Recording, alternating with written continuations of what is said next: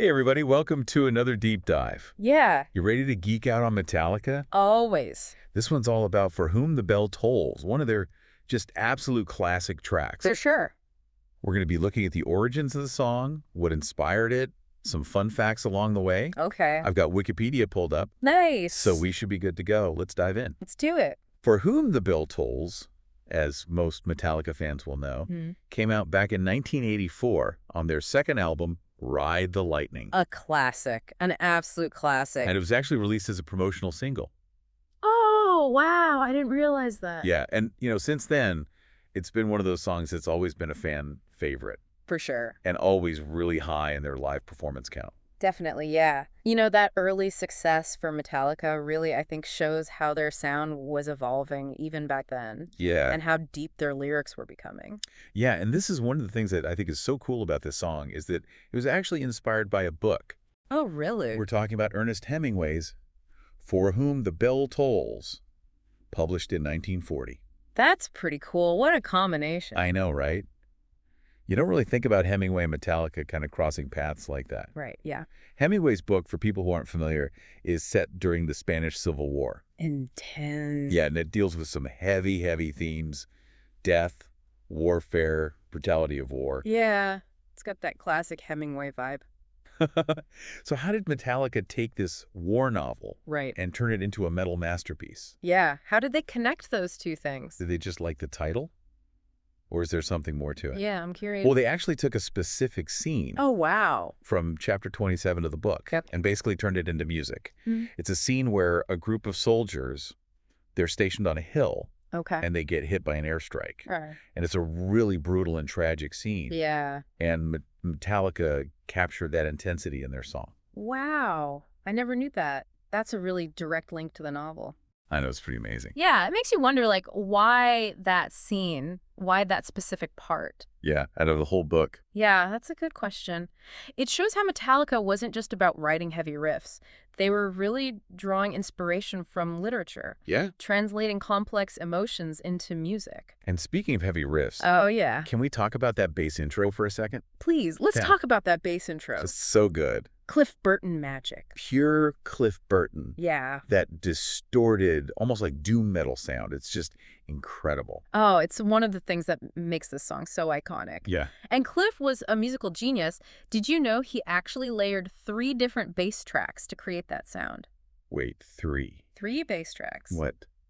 Tell me more. Yeah, so he used a lead bass with distortion, Okay. then a clean bass track underneath that, Okay. and then he added harmonics on top of the lead. Wow. It creates this incredibly thick and textured sound Yeah. that's almost impossible to replicate.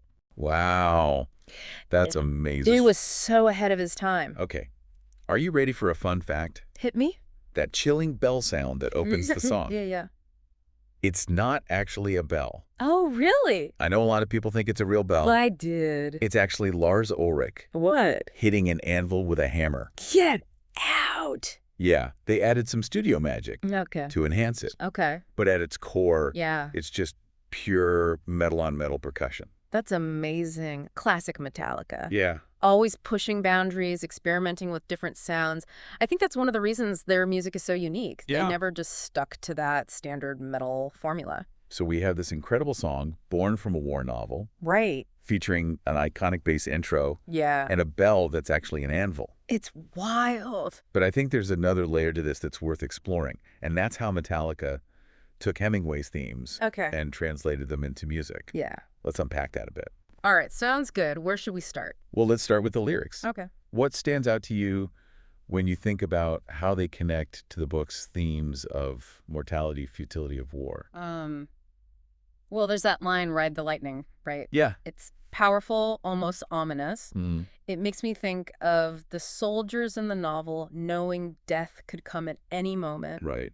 They're caught in this storm of war, and there's no escape. That's such a great point. Yeah. Like they're riding into the unknown, embracing their fate. Exactly. And then there's that repeated line, "For whom the bell tolls." Yeah.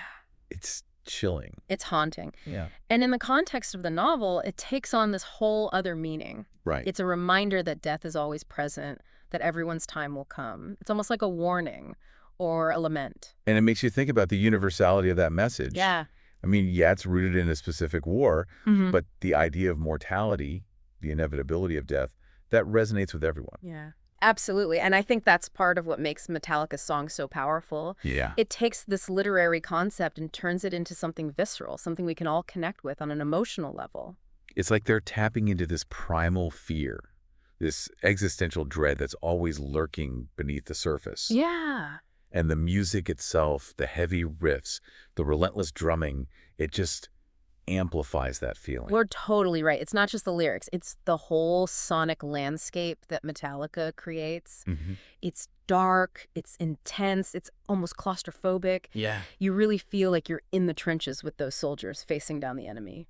And that brings us to another aspect of this song that I find so fascinating. Okay.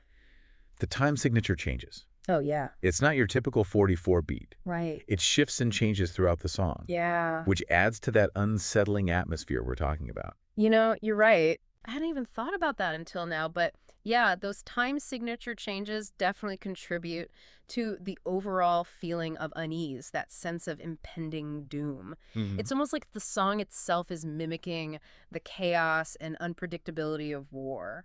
And then there's Cliff Burton's bass playing. Oh, man. It's not just heavy and distorted. Yeah. It's also incredibly melodic and complex. Yes. It adds this whole other dimension to the song, Right. a layer of musicality that goes beyond just aggression. It's a perfect example of how Metallica was able to combine raw power with technical brilliance.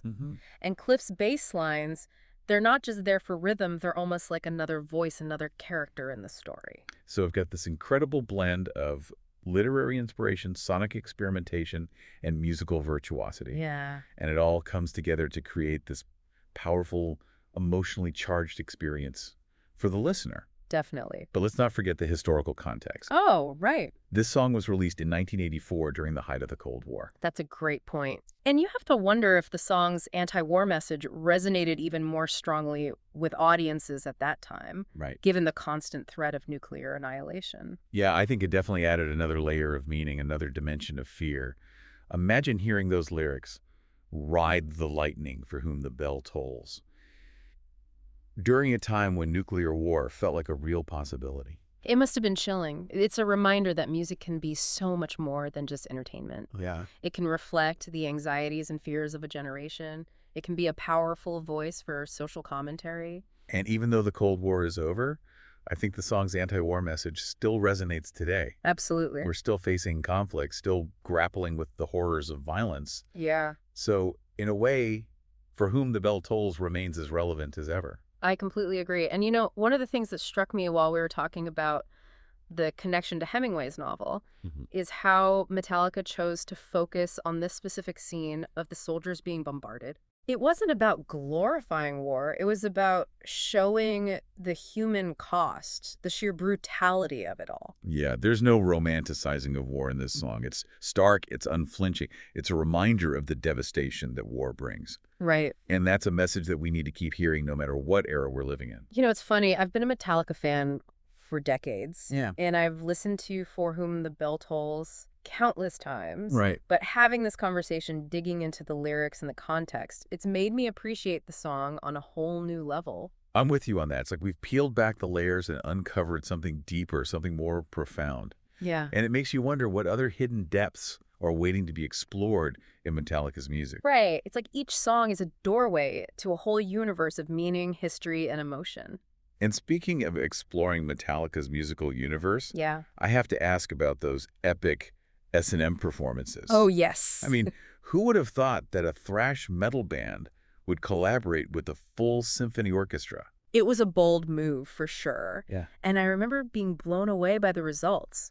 It took For Whom the Bell Tolls to a whole new level, Yeah. adding this layer of grandeur and drama that you just wouldn't get with a standard rock band setup. I think it's a testament to Metallica's musicality and their willingness to push boundaries. Yeah. They could have easily just stuck to their thrash roots, Right.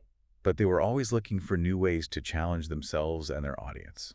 And you know, for someone who might not be familiar with classical music, hearing those orchestral arrangements interwoven with Metallica's heavy riffs can be a real eye-opener. Yeah. It's like two different worlds colliding, Right. creating something totally unique and unexpected. It's like they took a song that was already powerful and emotionally charged Yeah, and amplified it tenfold. definitely. But it wasn't just about adding volume or spectacle. Mm. The orchestral arrangements brought out nuances in the music that you might not have noticed before. Exactly. The strings, the horns, the percussion, they all added this incredible depth and texture to the song. Mm. It's like they were painting with a wider palette of sounds, creating this sonic tapestry that was both beautiful and terrifying. And it's not just the sound that was enhanced. The visuals of those S&M performances were stunning. Oh, yeah. Seeing Metallica on stage with a full orchestra behind them, bathed in dramatic lighting. It was a spectacle you wouldn't forget. Yeah. It was like witnessing a collision of two art forms, a fusion of rock and roll energy with classical elegance. Yeah. And the way the conductor interacted with the band, the way they synced their movements, it was mesmerizing to watch. And you know what I love about those S&M performances? That? They weren't just a gimmick. Right. Metallica wasn't just trying to be pretentious or show off. Yeah. They genuinely respected the symphony orchestra Right. and wanted to create something truly special. You can tell, right? Yeah. There was a real sense of collaboration, a mutual admiration between the musicians. And I think that's what made those performances so successful. It wasn't just Metallica playing their songs with an orchestra in the background. It was a true fusion of two distinct musical worlds. And it introduced a whole new audience to Metallica's music. Yeah. People who might have never considered listening to heavy metal before were suddenly captivated by these epic orchestral arrangements. It was a brilliant way to bridge the gap between different genres, to show that music can transcend boundaries and appeal to a wider audience. And it's a testament to Metallica's vision and their willingness to take risks. And you know, speaking of risks, there's another aspect of For Whom the Bell Tolls that I think is worth exploring. Right.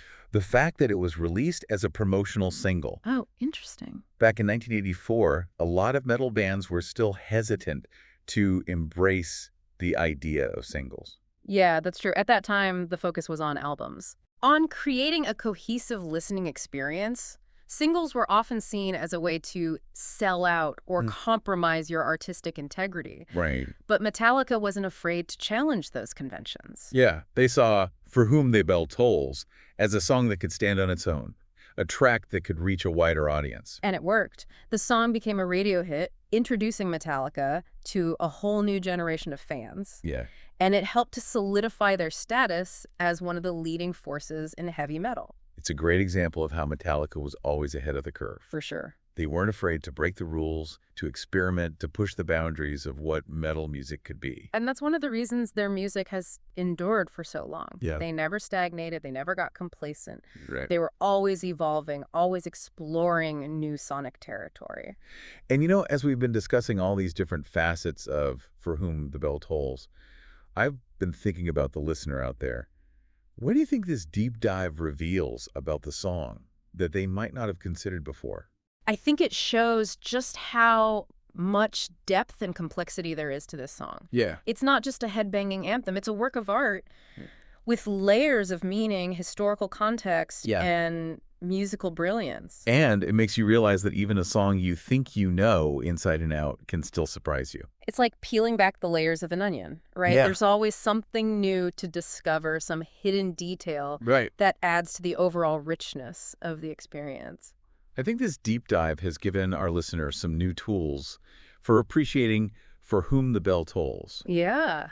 They can listen to the lyrics with a fresh perspective, paying attention to the connection to Hemingway's themes. Right. They can also pay closer attention to the music itself. Yeah. The time signature changes, the layered bass lines, The anvil. the anvil, right. Yeah, All those elements contribute to the song's unique power. for sure. And they can even explore Metallica's other work, looking for similar themes, influences, and musical innovations. It's like this deep dive has opened a doorway Yeah. to a whole new world of Metallica exploration. Totally. That's the beauty of music, isn't it? Yeah. It's a never-ending journey of discovery. Always something new to learn. What's the one thing you hope our listener takes away from this deep dive?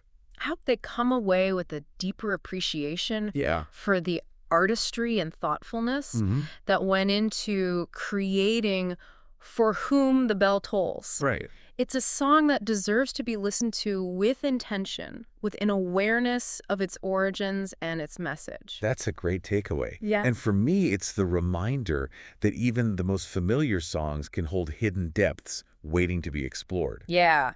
It's an invitation to keep listening, keep learning, Yeah. keep digging deeper into the music that moves us. Beautifully said. It's a reminder that the journey of musical discovery never truly ends. Well, I think we've covered just about everything there is to know about For Whom the Bell Tolls, Yeah, I think so. from its literary roots to its lasting impact on heavy metal. We've explored the lyrics, the music, the historical context, the live performances, Yep. and even the song's influence on other artists. It's been a deep dive in the truest sense of the word. A true deep dive. And I have to say, I've learned a lot myself along the way. Me too.